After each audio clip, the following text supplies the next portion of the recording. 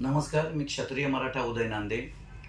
काल मराठा समाजाचे नेते जरांगे पाटील साहेब यांनी आमदार प्रसाद लाड साहेब यांच्याबद्दल जी शिवराळ भाषा वापरली, खालच्या स्तरावर जाऊन जी भाषा वापरली ती त्यांना शोभण्यासारखी नाहीये।